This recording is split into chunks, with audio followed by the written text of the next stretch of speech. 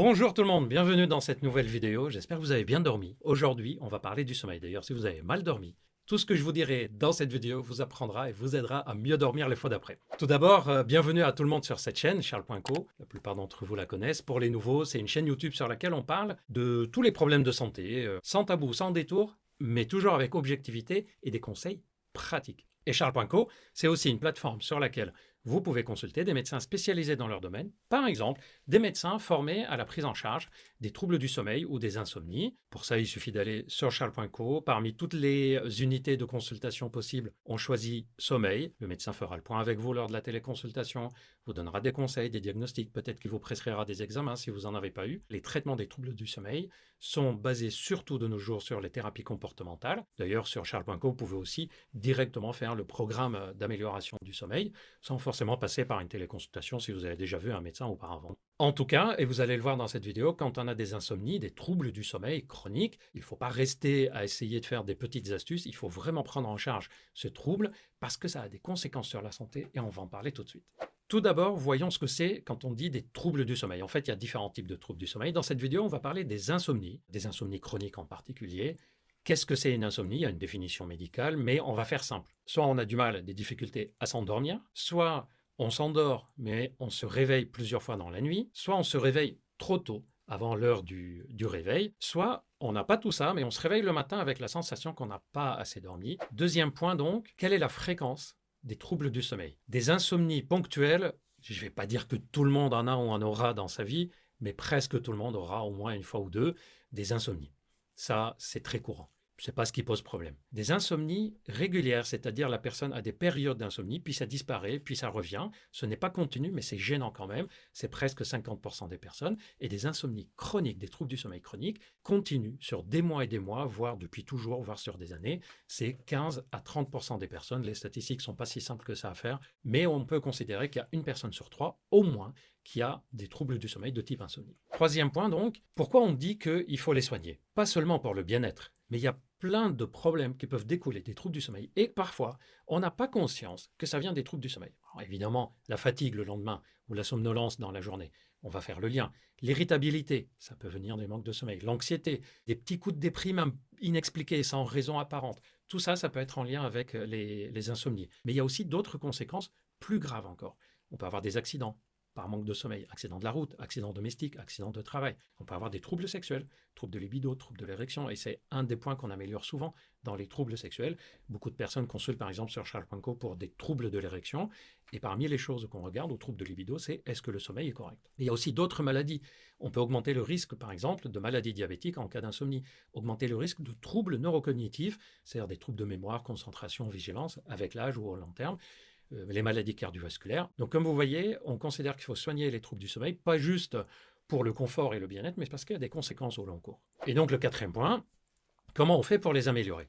Évidemment que si le médecin trouve une cause, il va d'abord améliorer la cause. Par exemple, s'il y a un problème de thyroïde, s'il y a un problème de syndrome de jambes sans repos qui a été diagnostiqué. Bref, il y a des petits détails qui, sur le plan médical, peuvent être une cause des troubles du sommeil et en les améliorant, on améliore le sommeil en même temps. Quand on a soigné la cause ou quand il n'y a pas de cause apparente, ce sont des insomnies juste de dérégulation du sommeil, il y a plein de mesures qu'on peut faire pour améliorer le sommeil. Voici pour vous 15 mesures pratiques, concrètes, que tout le monde peut mettre en place. Numéro 1, resynchroniser l'horloge biologique. Qu'est-ce que c'est que cette expression, resynchroniser l'horloge biologique? Quelqu'un qui a des troubles du sommeil, il y a forcément une perturbation de ce qu'on appelle l'horloge interne. Comment on fait pour régler cette horloge interne? Il y a des règles qu'on peut appliquer qui sont assez simples. Tout d'abord, se réveiller régulièrement à la même heure, à peu près à la même heure, tous les jours, y compris pendant les repos, les jours fériés, les week-ends, etc. Donc on oublie la grasse mat. Évidemment que ce n'est pas en 2-3 jours que ça va réguler. Ça va demander plusieurs jours, plusieurs semaines, parfois un peu plus longtemps même. On se réveille à la même heure, tous les matins, tous les matins, tous les matins, et ça va finir par aider la régulation de l'horloge biologique interne. Ensuite, il y a l'heure du coucher. Là, on est tous et toutes différentes. Il y a des personnes qui ont besoin de 6-7 heures de sommeil, d'autres de 7-8 heures, d'autres parfois même 5h30, 6 heures de sommeil suffisent. Qu'est-ce qu'on fait? Pour le coucher, on se base sur la sensation de sommeil pas sur la sensation de fatigue. C'est-à-dire, on apprend à repérer les signes du sommeil, d'endormissement, les yeux qui commencent un peu à s'alourdir, on bâille, des petits frissons, on commence à avoir du mal à se concentrer. Ça, c'est des signes d'endormissement. Vous avez remarqué, ce n'est pas la même chose que les signes de fatigue. C'est différent, même si ça se ressemble un peu. Si on ne les ressent pas, ben on se dit qu'il faut minimum 5 heures. Et donc, l'heure à laquelle on se réveille, on rajoute, ou on enlève plutôt 5 heures et on va se coucher. Et ensuite, tous les jours, on rajoute des petits bouts de quart d'heure, par exemple. Les personnes qui font, par exemple, le programme sommeil sur la plateforme Charles.co ou qui ont consulté des médecins somnologues connaissent bien cette technique. D'ailleurs, il y a un agenda du sommeil qui est intégré dans le programme où on note l'heure du réveil, on note l'heure du coucher, les objectifs, et on va avoir un calcul régulier de l'heure à laquelle on devrait se coucher le lendemain. En tout cas, ce réglage de l'horloge biologique est une base des thérapies comportementales pour régler le sommeil. Numéro 2, éviter la sédentarité physique et intellectuelle. Quand on dit éviter la sédentarité, évidemment, on pense tout de suite à faire de l'activité physique, faire de la marche. Et oui, c'est utile, puisque quand on a peu de dépenses énergétiques, on va avoir moins besoin de récupération, donc moins besoin de sommeil. Le sommeil vient plus facilement chez les personnes qui ont une activité physique régulière. Mais on oublie souvent que la sédentarité intellectuelle aussi. Quelqu'un qui, dans la journée, a beaucoup réfléchi, a lu, a résolu des problèmes, a essayé d'apprendre des choses, etc., c'est quelqu'un dont le cerveau va demander du sommeil pour récupérer. Et donc, on va avoir plus de capacité de sommeil si on a une fatigue intellectuelle liée aux activités intellectuelles qu'on a fait. Numéro 3, pas de sport intense juste avant le coucher, ou dans les 3-4 heures avant le coucher. Il ne faut pas faire une activité sportive intense dans les 3-4 heures avant l'heure à laquelle vous souhaitez vous coucher. Pour différentes raisons, la température du corps n'a pas encore baissé et surtout, les sécrétions d'adrénaline et autres catécholamines n'ont pas encore eu le temps de baisser en faveur de l'arrivée de l'ocytocine et de la sérotonine qui vont apparaître dans un deuxième temps après le sport. Donc le sport, c'est très utile, mais pas dans les 3-4 heures avant l'heure habituelle du coucher. Numéro 4, s'exposer à la lumière de la première moitié de la journée et idéalement dès le réveil. En fait, le sommeil est dirigé par différentes choses, dont l'hormone du sommeil, la mélatonine. Or, la mélatonine est détruite dans notre corps, dans notre cerveau, quand on est exposé à de la luminosité. D'ailleurs, on en reparlera quand on parlera des écrans. Plus on a de mélatonine, plus on va pouvoir s'endormir facilement. Moins on en a, plus on est en phase d'éveil. Le fait de s'exposer à la lumière du jour dès le matin, c'est quelque chose qui va permettre à la mélatonine de partir rapidement, à régler cette sécrétion de mélatonine et donc d'avoir plus de chances d'avoir une sécrétion de mélatonine le soir. C'est pour ça aussi qu'on peut remplacer, par exemple, s'il y a vraiment absence de soleil de façon prolongée, on peut remplacer ça par de la luminothérapie, une demi-heure tous les matins au réveil avant de commencer la journée. Numéro 5, il faut que le lit et le sommeil soient des amis, pas des ennemis. Vous avez remarqué que quand on a du mal à s'endormir ou quand on s'est réveillé en pleine nuit, on reste un peu dans le lit, on se retourne un peu dans tous les sens, on essaye de chercher le sommeil, on essaye de se détendre, etc.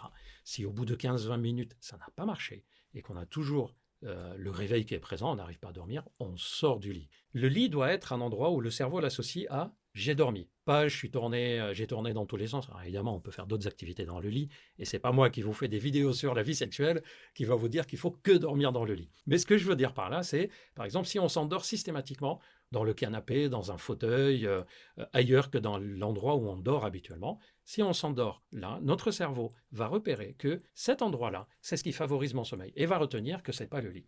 Et donc, le temps de se réveiller, d'aller au lit d'ailleurs, notre sommeil est parti. Ou à l'inverse, si on s'est réveillé, on n'arrive pas à dormir et qu'on tourne en rond, d'ailleurs c'est un peu stressant, c'est agaçant, c'est frustrant, le cerveau va enregistrer l'idée que le lit, c'est une sorte de quelque chose d'angoissant, de stressant, et le fait même d'y aller, on va l'associer à un problème et donc on va être plus dans un état négatif. Il faut que le lit soit consacré au moment où on va dormir. Si on n'arrive pas à dormir, on sort du lit, on va lire, on fait d'autres activités tranquilles sans forcément refaire du sport ou quoi que ce soit, mais on sort du lit, on attend le retour du sommeil et on revient et on ne s'endort pas en dehors du lit.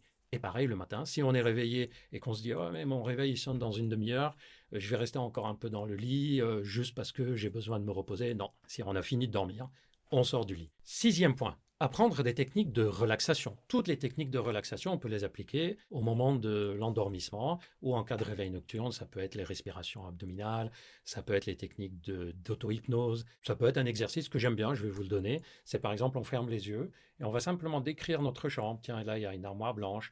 Là, il y a une table de telle couleur. Et en fait, c'est une façon de focaliser un tout petit peu, de diminuer la tension mentale. Et chez certaines personnes, ça suffit le fait juste de se décrire ce qu'il y a autour de nous. C'est un peu une sorte de méditation, mais dirigée. Et on va un peu à la fois apprendre à rentrer dans le sommeil. En tout cas, les techniques de relaxation, d'apaisement sont utiles chez certaines personnes. Numéro 7, les écrans. Grande question. Si vous lisez des choses sur le sommeil, vous verrez que pratiquement tous les experts déconseillent l'utilisation des écrans, en particulier en soirée, deuxième partie de journée ou juste avant de se coucher. Pourquoi? Parce que les écrans, c'est-à-dire les smartphones, les tablettes, les ordinateurs, un peu moins la télévision, surtout qu'elle est plus éloignée en général, la télé, ce sont des écrans qui, pour nous permettre de regarder sans avoir les yeux fatigués ou sans qu'on ait les yeux qui picotent, ça contient une lumière bleue, c'est-à-dire une lumière qui va imiter un peu la lumière du jour. Or, en imitant la lumière du jour, ça va envoyer l'information au cerveau, ne sécrète pas d'insuline, ne sécrète pas de mélatonine. Tout à l'heure, je vous ai dit qu'en s'exposant à la lumière du jour dès le matin, on va bloquer la sécrétion de mélatonine le matin et la favoriser le soir. Ben là, les écrans, ils vont faire l'inverse. Maintenant qu'on sait ça, on se dit oui, ok, il ne faut pas utiliser les écrans donc dans la soirée.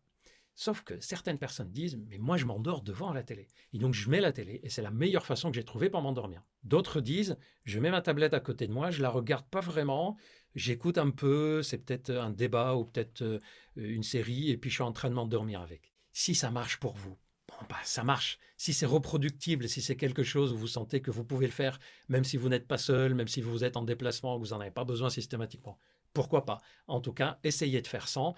Maintenant, si c'est une méthode qui marche pour vous, bon, bah, ça marche pour vous. Numéro 8, café, thé, tabac, alcool et Coca-Cola. Ce sont des excitants. On les évite dans les 2 à 4 heures avant le sommeil. Pour le café et le thé, je pense que vous connaissez ça. Les personnes qui sont très sensibles au thé et au café, c'est-à-dire la caféine les empêche de dormir, ce n'est pas le cas chez tout le monde, on conseille de ne pas en boire après 14 heures. Le tabac, c'est un excitant et on oublie souvent que le tabac peut gêner le sommeil et donc on évite, idéalement il faut arrêter, mais au moins dans les heures avant de s'endormir. L'alcool, je sais que certaines personnes sont en train de se dire mais l'alcool ça fait dormir. En fait l'alcool nous rend moins vigilants, donc on est somnolent, mais malheureusement il empêche les phases de sommeil profondes. Donc en fait on dort mais on ne rentre pas dans les phases de sommeil qu'on appelle réparateurs et donc finalement c'est un sommeil, allez, on va dire inutile ou pas efficace. Donc c'est comme si on a eu des insomnies. Et le Coca-Cola, c'est parce que ça contient de la caféine et toute autre sorte de caféine plus ou moins cachée. On n'en prend pas dans les heures avant le coucher. Numéro 9, l'alimentation. En général, vous entendez sûrement dire qu'il faut manger un repas léger le soir, simplement pour éviter que si on est ballonné, si on a du mal à digérer, que ça nous empêche de dormir. Mais qu'est-ce qu'on appelle repas léger? Certaines personnes vont dire avec féculents, sans féculents, etc., avec légumes, fruits.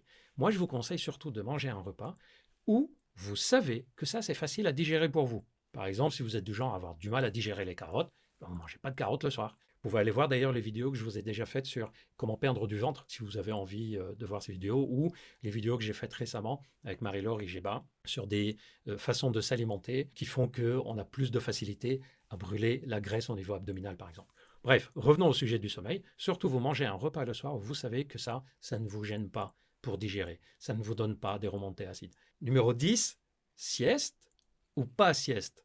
Habituellement, on dit quand même, quand on essaye de réguler notre horloge biologique, on se réveille tous les jours à la même heure, on ne dort pas dans la journée, et le soir, on essaye de repérer les signes de l'endormissement. Ce que je vous ai dit au tout début, le tout premier conseil. Donc, normalement, on dit d'éviter les siestes pour ne pas empêcher le sommeil d'arriver dans la soirée. Sauf que, chez certaines personnes, les siestes courtes dans l'après-midi, en particulier début d'après-midi, une sieste de 10, 15, maximum 20 minutes, c'est quelque chose qui a l'air de redynamiser. Donc, on va dépenser plus d'énergie dans l'après-midi, ce qui va favoriser l'endormissement. Et l'idéal, c'est de boire la petite goutte de café, le petit café, avant de faire la sieste. Comme ça, quand on se réveille de la sieste, on a déjà l'effet de la caféine qui va nous stimuler et non pas prendre le café après avoir fini la sieste. De plus, le fait de boire le café avant la sieste, ça nous augmente les chances de se réveiller dans le quart d'heure qui suit plutôt que de plonger dans une sieste interminable. Comment savoir? On teste. Si les jours où vous faites des micro-siestes, des petites siestes plutôt en début d'après-midi, vous dormez mieux le soir, ça veut dire que ça vous convient. Sinon, vous évitez les siestes pour pouvoir dormir l'après-midi. Pour pouvoir dormir le soir. Numéro 11. On évite les bains chauds juste avant de s'endormir. On évite toute source de chaleur importante avant de s'endormir. Notre corps a besoin d'une température corporelle qui baisse pour pouvoir déclencher tout le système d'endormissement. Quand la température du corps augmente, ça empêche l'endormissement et c'est plutôt associé au réveil. Donc si vous prenez une douche très chaude, un bain très chaud, ou si vous mettez dans des plaids très chauds ou des couvertures simplement parce que ça vous fait du bien, malheureusement ça peut gêner l'endormissement. Numéro 12, préparez la chambre. Ça veut dire quoi préparer la chambre? Si c'est au moment où vous allez vous coucher, c'est-à-dire que vous avez repéré des signes d'endormissement et vous y allez. Si c'est à ce moment-là que vous devez retirer le drap, refaire l'oreiller, chercher où sont les couvertures, les remettre parce qu'ils sont en boule, etc., ça va vous agacer et vous risquez de passer à côté de l'endormissement qui était présent. On s'assure aussi que ça a été aéré, qu'il n'y a pas de microbes, en se mettant dans le noir, en évitant les sources de bruit, de lumière, par exemple un réveil ou un chargeur qui fait de la lumière, on va le cacher ou on va le mettre en dehors de la chambre. D'ailleurs, certaines personnes semblent être sensibles à toutes ces radiations, ou plutôt pas radiations, fréquences qui sont dégagées par les appareils électroniques. Si vous avez un doute là-dessus, vous mettez tout ce qui est appareil électronique en dehors de la chambre. Et dernier détail pour la chambre, il faut que la température soit 18 à 19 degrés, pas plus. Je vous en ai parlé juste avant. On a besoin que la température du corps soit diminuée pour qu'on puisse rentrer dans l'endormissement et dans un sommeil efficace. Numéro 13, on peut utiliser des astuces, des appareils, des mécaniques. Par exemple, si on est sensible au bruit, on met des bouchons dans les oreilles. Si on est très sensible à la luminosité, ça nous réveille, on va mettre les masques. Il y a des personnes aussi qui ont besoin, plutôt que du silence, ils ont besoin de ce qu'on appelle les bruits blancs, c'est-à-dire un bruit continu, quelque chose qui fait comme ça, en continu. Il y a des enfants, par exemple, qui s'endorment avec le bruit de l'aspirateur pendant que vous faites le ménage. En tout cas, ne prenez pas ça comme une règle absolue. Testez pour vous. Si le bruit vous gêne, ça veut dire que vous avez besoin de mettre plutôt des boules dans les oreilles, ou peut-être les sons. Écoutez un podcast, écoutez une émission sans regarder, ou le fait de regarder peut-être Charles.co, sans regarder l'écran, parce que l'écran va peut-être vous donner des lumières bleues, mais plutôt vous l'écoutez. Bon, allez, j'accepte l'idée que vous vous endormez en m'écoutant, même si je préférais que vous m'écoutez jusqu'au bout, mais si ça peut être utile, aucun problème non plus. Numéro 14, on peut utiliser certaines huiles essentielles ou des phytothérapies, comme par exemple la valériane, qui a une réputation reconnue pour améliorer le sommeil, surtout en cas d'anxiété. L'aubépine, qui semble apporter aussi une amélioration sur le sommeil. Ou la passiflore. Souvent, il y a un mélange de ces plantes avec du magnésium habituellement, puisque le magnésium aide aussi à diminuer l'irritabilité, l'anxiété. D'ailleurs, je vous en ai parlé dans une vidéo sur les oligo-éléments et les micronutriments, comment on sait si on en manque et quels sont les symptômes si on en manque. Et dans les symptômes du manque de magnésium, je vous ai parlé du manque de sommeil. Et puis, il y a aussi la mélatonine, j'en ai parlé tout à l'heure, en particulier chez des personnes qui ont le rythme du sommeil très altéré ou après 50 ans. C'est reconnu surtout après 50 ans parce que notre sécrétion naturelle de mélatonine diminue avec l'âge. Mais si on est un grand utilisateur d'écran, on peut aussi utiliser la mélatonine même avant la cinquantaine. Et allez, un tout dernier conseil pour la route. Essayez d'avoir des rituels pour le coucher. Ça permet au cerveau de se mettre dans le mode « je vais bientôt me coucher ». Par exemple, si vous voulez, vous pouvez avoir le rituel de votre petite toilette avant d'aller se coucher. Que ce soit se laver les dents, mettre une crème, si vous voulez mettre une crème, se coiffer, si ça vous détend de vous coiffer. Ça peut être un rituel, simplement lire quelque chose que vous aimez bien, écrire la liste de ce que vous allez faire le lendemain en vous disant, bon, au moins, j'y pense pas pendant la nuit, je l'ai avec moi, à côté de moi. Ça peut être le rituel d'écouter les vidéos de Charles.co pour apprendre plein de choses sur la santé. Et d'ailleurs, je vais vous laisser là-dessus. J'espère que si vous écoutez la vidéo au moment où vous endormez, qu'avec ma voix, vous vous êtes endormi paisiblement. J'espère surtout que vous avez apprécié le contenu. Moi, je vais vous donner rendez-vous très bientôt. En attendant, n'oubliez pas de vous abonner si vous n'êtes pas encore abonné. Allez voir les autres vidéos sur tous les sujets de santé sur la chaîne. Likez, commentez, dites-moi si vous appréciez le contenu, partagez, faites vivre. Notre communauté ne cesse de grandir et c'est un vrai plaisir d'être parmi vous à chaque fois dans ces vidéos. Je vous donne rendez-vous très bientôt. À bientôt.